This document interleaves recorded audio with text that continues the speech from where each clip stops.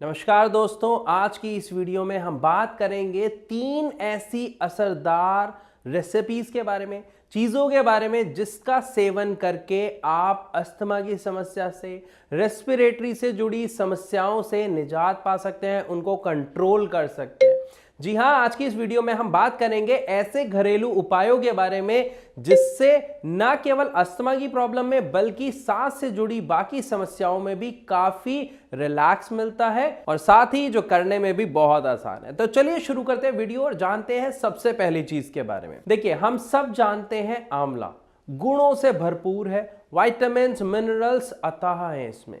लेकिन अगर हम बात करते हैं इसके जूस की, तो इसका जूस भी उतना ही गुणकारी होता है एक पेशेंट के लिए, स्पेशली जिसे समस्या है किसी भी रेस्पिरेटरी प्रॉब्लम से रिलेटेड। फॉर एग्जाम्पल, हो सकता है आपको किसी चीज़ की एलर्जी है, या हो सकता है आपको अस्थमा की शिकायत है, कई चीज़ों से आपका अस्थमा जो है ट्रिगर हो जाता है। तो उसमें ऐसा देखा जाता है कि जो पेशेंट आंवला का जूस एक नॉर्मल क्वांटिटी में टाइम टू टाइम, मतलब अगर मैं बात करूं हफ्ते में 2 या 3 बार लेता है, तो उसको अपनी इस प्रॉब्लम में काफी रिलैक्स देखने को मिलता है, रिलीफ मिलता है। रीजन बिहाइंड अस्थमा में या किसी भी रेस्पिरेटरी प्रॉब्लम में समस्या होती क्या है कि हमारे जो अंदर जो ब्रोंकाइज हैं, जो ब्रोंकी होल्स हैं, उसमें इन्फ्लामेशन हो रही है। इन्फ्लामेशन यानी सूजन हो रही है।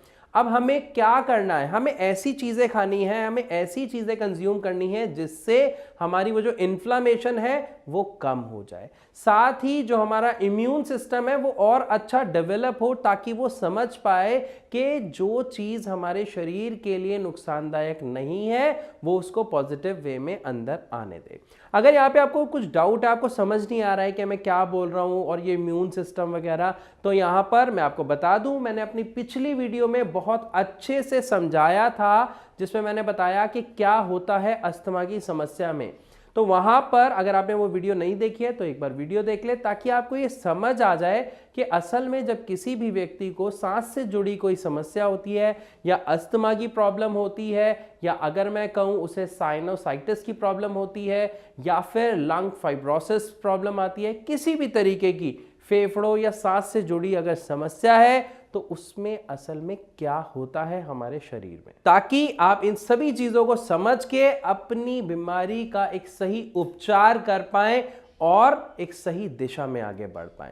तो सबसे पहले हमने क्या जाना कि आंवले का जूस। दूसरे नंबर पर अगर हम बात करें तो बीट रूट यानी चुकंदर। चुकंदर का जो जूस है वो भी किसी भी तरीके के एलर्जी के लिए और इवन अस्थमा में होने वाली इन्फ्लामेशन के लिए बहुत ही हेल्दी होता है। इसमें एंटी इन्फ्लामेटरी गुण होने के साथ साथ बहुत सारे विटामिन्स और मिनरल्स होते हैं जो हमारी इम्यूनिटी को न केवल बूस्ट करते हैं बल्कि हमारी जो इन्फ्लामेशन है उसको कम करने के साथ साथ हमारी बॉडी में और भी बहुत सारी चीज़ों की पूर्ति करते हैं। तो ये 2 चीज़ें हमें समझ आ गई। क्या? पहला आंवला का रस, दूसरा चुकंदर का रस। इन 2 चीज़ों के बाद बढ़ते हैं तीसरी चीज़ पे। अब जो तीसरी चीज़ है वो इतनी कॉमन है कि जो आप अपने रोज के खाने में ऐड ऑन कर सकते हैं और अपनी एलर्जी की प्रॉब्लम में रिलीफ पा सकते हैं। साथ ही अस्थमा में भी इसका बहुत ही खासा इफेक्ट देखने को मिलता है। यहां पर आपको 3 चीज़ें लेनी है। पहला लहसुन, दूसरा अदरक और तीसरी चीज़ प्याज।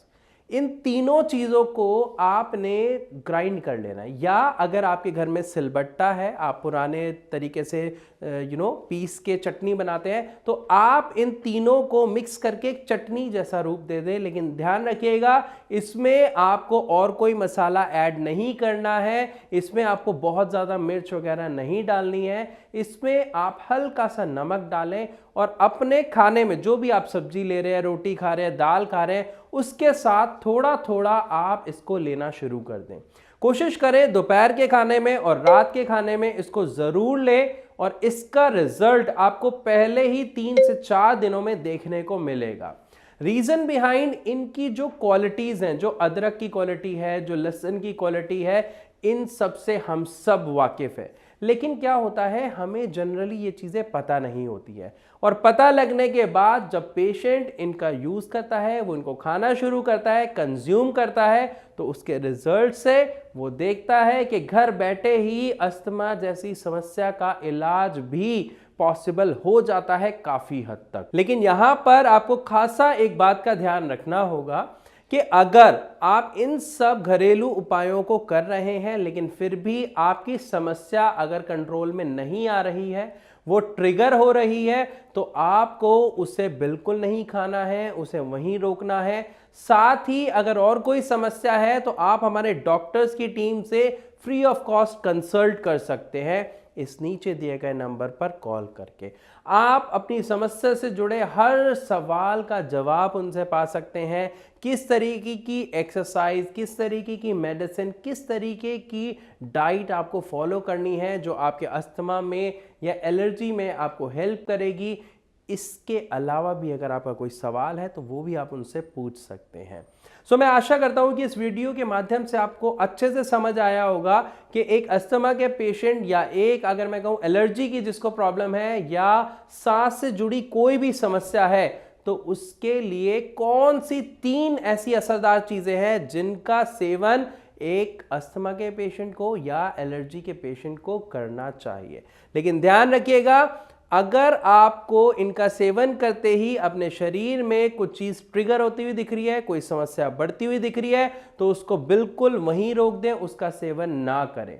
मैं ऐसा क्यों कह रहा हूं ये भी आपको समझना बहुत जरूरी है, क्योंकि कई बार पेशेंट टू पेशेंट चीजें डिफर करती हैं। अब जैसे मान लीजिए कुछ लोग हैं जिनको खट्टा खाते ही एलर्जी हो जाती है, खुजली शुरू हो जाती है या चेहरे पे सूजन आ जाती है, हाथ पैरों पे सूजन आ जाती है, लेकिन वहीं पर आप खट्टा खा रहे हो या मैं खा रहा हूं, हम नींबू पानी पी रहे हैं, हमें कोई दिक्कत नहीं हो रही। तो ये बॉडी टू बॉडी भी डिफर करता है कि किसकी बॉडी किस चीज को कैसा रिस्पॉन्स करती है।